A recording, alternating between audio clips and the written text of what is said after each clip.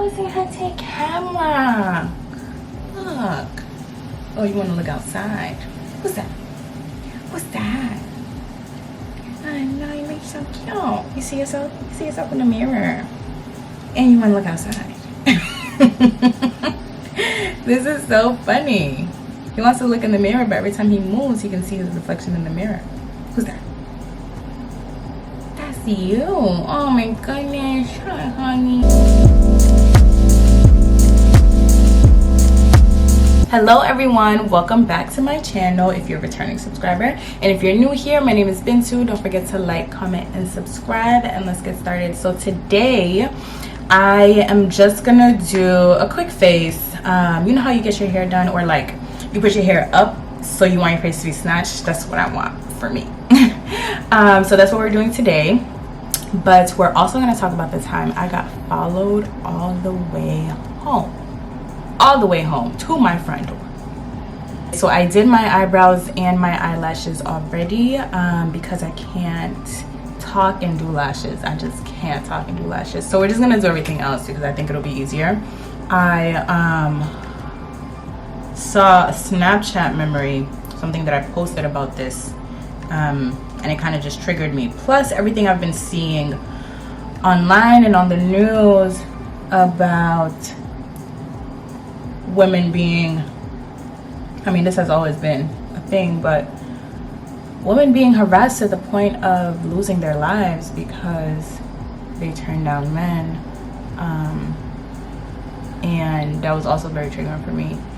So I would say it is sometime in October, sometime in September actually, because it was very hot this day. I remember it being very hot and I was wearing a dress, and I am on my way home from work.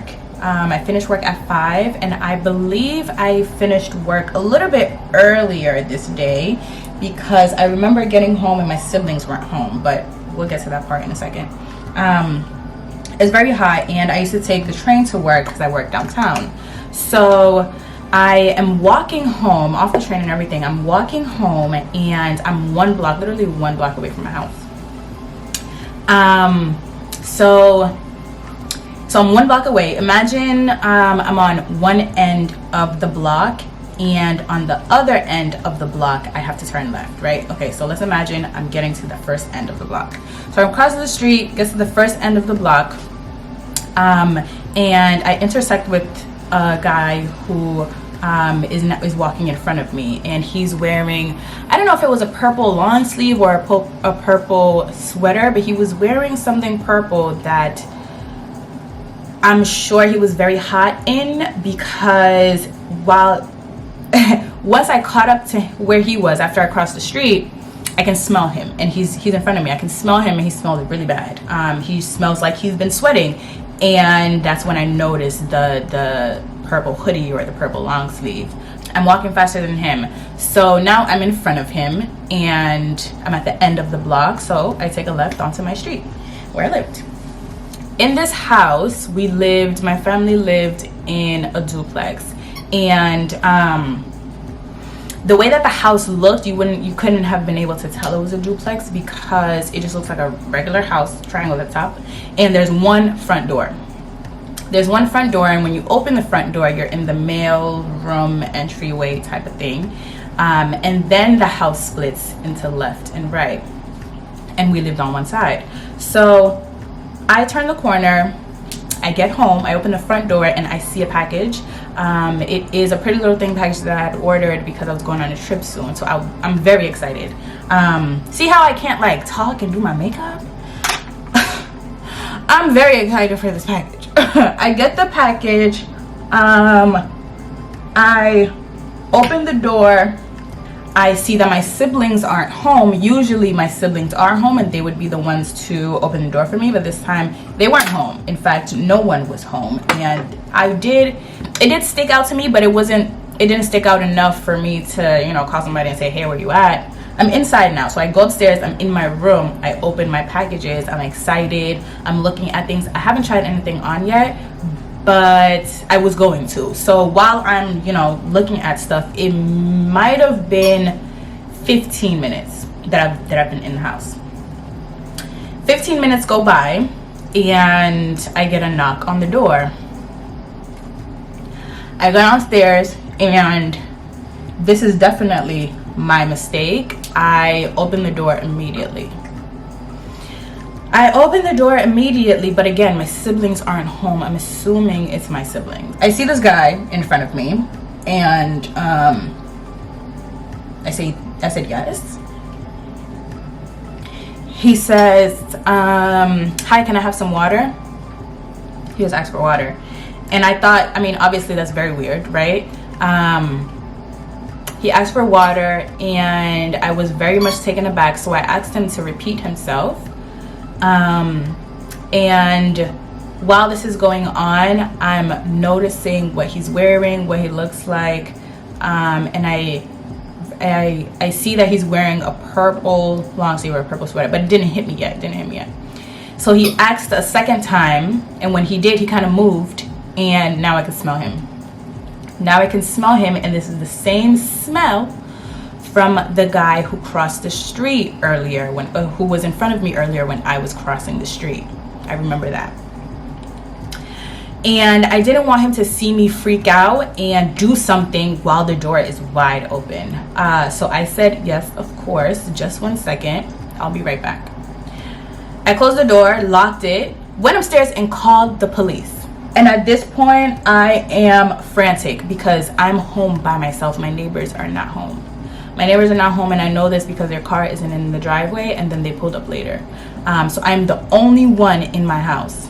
And this man is at my door. He knows which one in my door is. And he heard me go upstairs. So I get upstairs, and I actually texted the police first. While I was on the phone with my aunt. I told my aunt first, and then she came.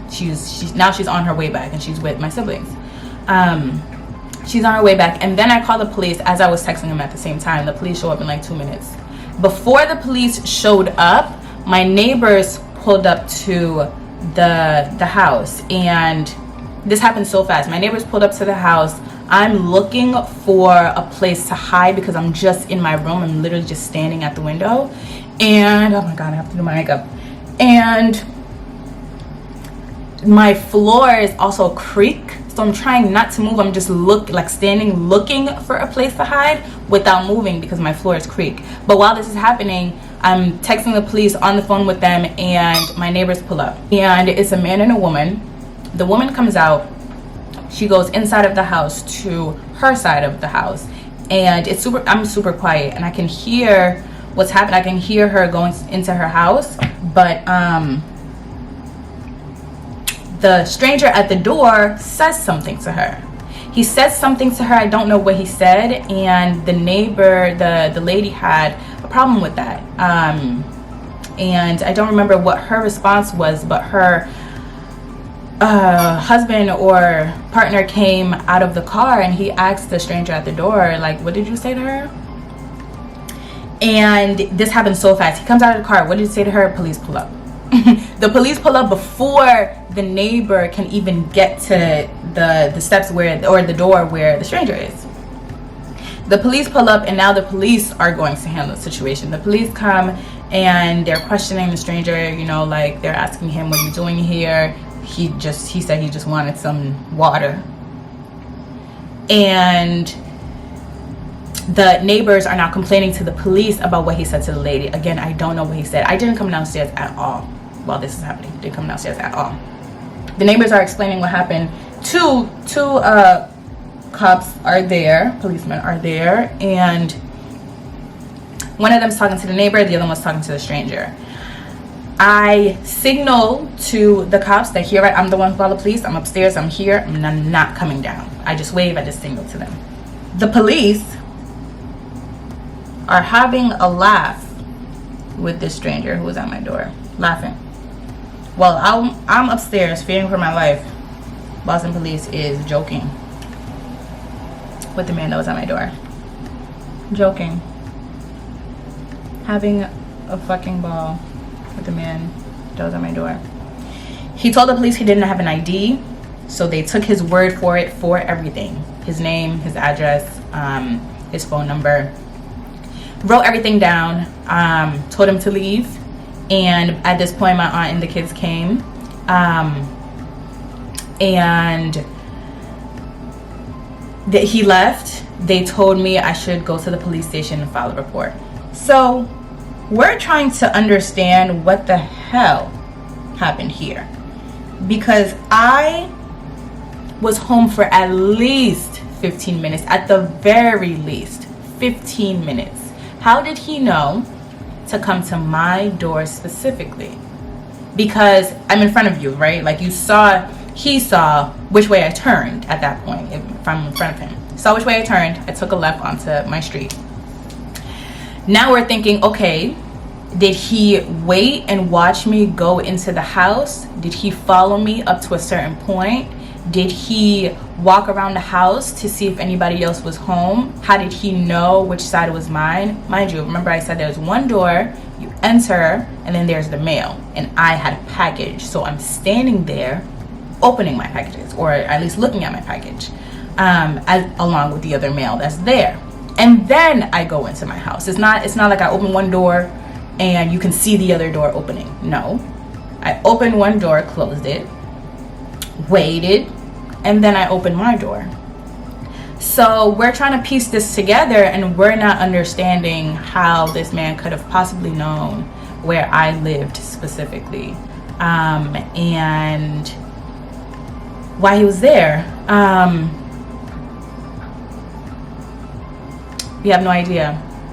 What did he possibly think was going to happen in broad daylight? It is maybe 6 something in September, so the sun hasn't set yet. It is broad daylight. Even when the police came, even when my aunt and the kids came, it is still broad daylight at this point. And it's hot. We don't know. Neither does the police. And this man didn't give a definitive answer. If you're thirsty, go home and drink water.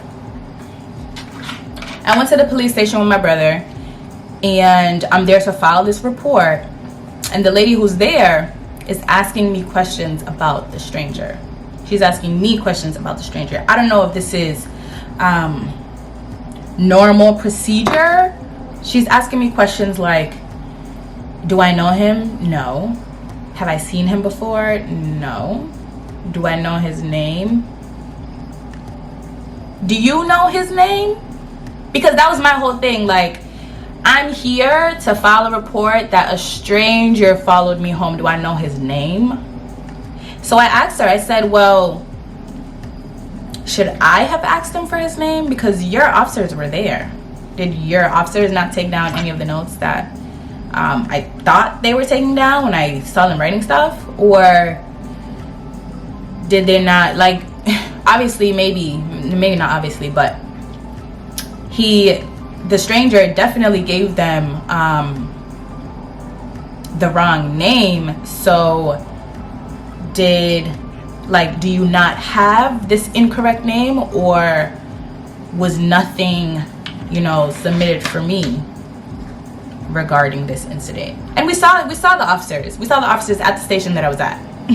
We saw them there, and I pointed them out, and I said, well, that's the guy that was there. Did you want to ask him for more information? Because I don't have it. I don't have more information. They said the most they could do is file a restraining or something. The most they could do is file a restraining order, but they can't do it there without his information, so I have to go somewhere else. I don't know I don't know what this man looks like. I don't know his name. I don't know anything about this man. I've never seen him.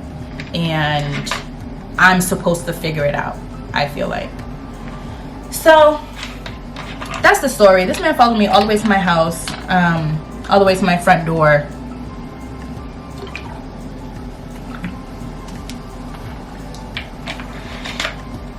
And nothing happened. Nothing happened to him. Seeing the stories online really does pain me, because I feel like a lot of the times it's not even what more can we do to be more cautious or to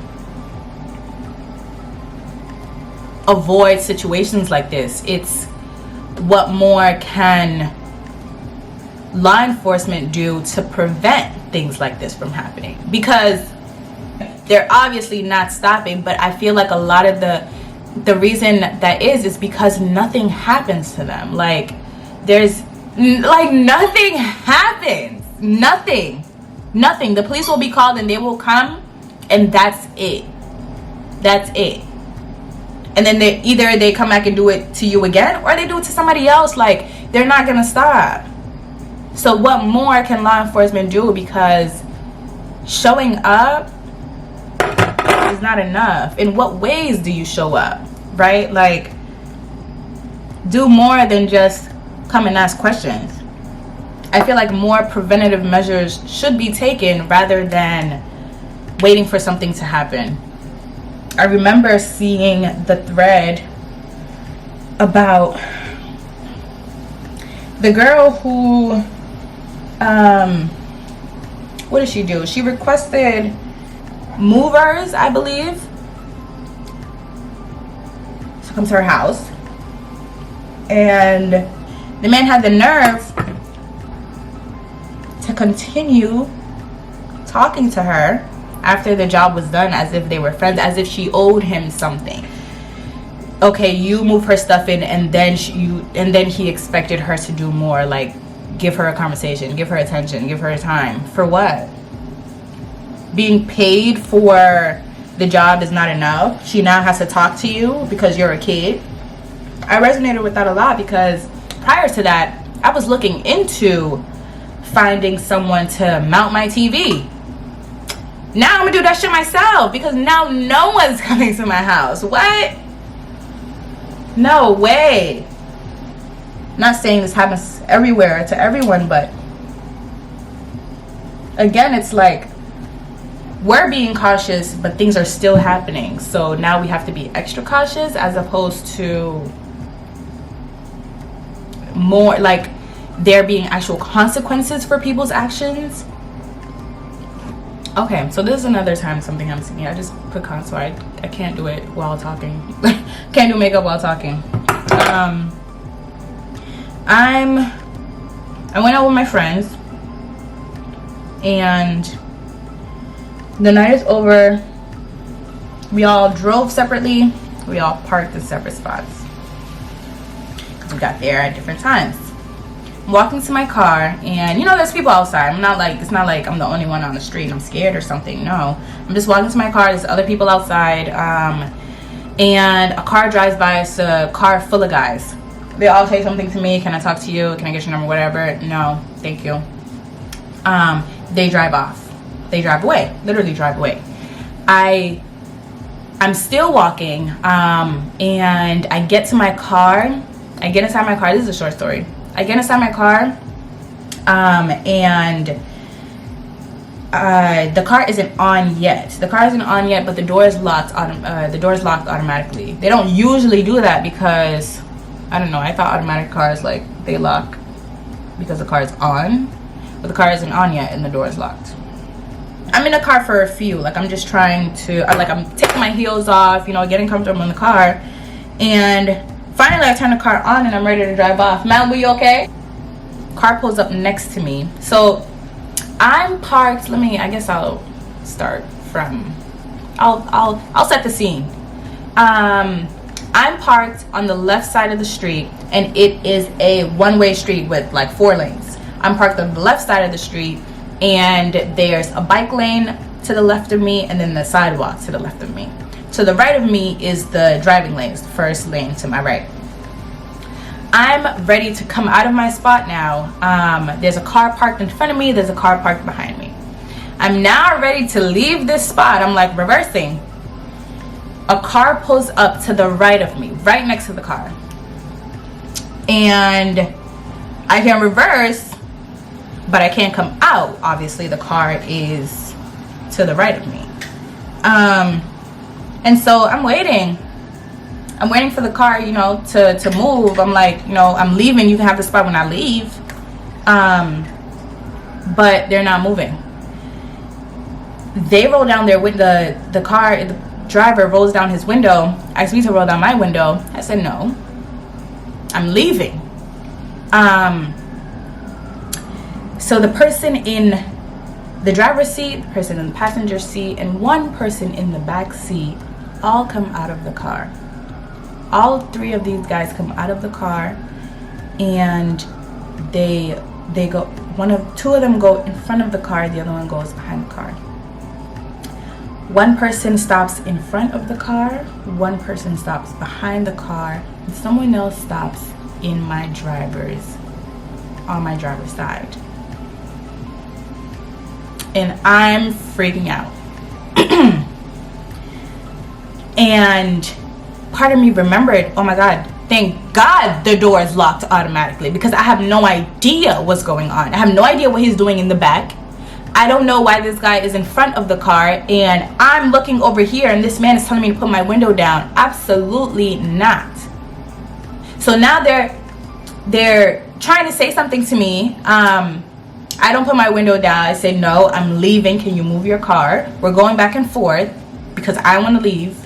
And now they're talking to each other. Now they're going back and forth talking to each other. I pull out my phone. Actually, I have a recording. I pull out my phone and I start recording. And I don't remember if I have the video to this day, but their faces are in the video. And they're just stopping me from leaving. Mind you, their car is still to the right of me. It's not like I can just drive over them, right? Like I wish. If it was just them, absolutely. But the car is right next to me. There, I can't leave. So I don't know when they decided to do this, but I put my hazard lights on. I start honking, and finally these guys leave. Finally they leave. And when they drive off, I remember that's the car that had asked me to stop earlier to talk to me, and I had said no. I said no, so they decided to bombard me in my car and stop me from leaving because I said I don't want to give you my number and I don't want to talk to you. So at this point, it's like, what? Something's got to give, right? Like, what is it that's going to happen when things like this go on, when women get harassed on the streets? What's going to happen? Because if nothing happens, they're going to keep doing it. And they've been doing it. Women fear for their lives every day. And I don't think people understand. I don't think guys understand specifically. So those are my two stories. I'm just gonna finish my makeup at this point because I actually have to leave in 15 minutes. Not to mention like times where, you know, sometimes we're even like afraid to do something wrong. I'm sorry, to ignore guys because they're just gonna keep going, or to be rude to them because now we're a bitch and we're ugly anyways because we didn't want to talk to you. Little things like that where it's just like, it's like we're not the problem. We've never been. It's not us, it's them, and they need to be stopped at all costs. Well, this is the final look. Thank you guys so much for watching. If you enjoyed this story time, definitely give me a like or a comment, and I'll see you guys in my next video. Bye.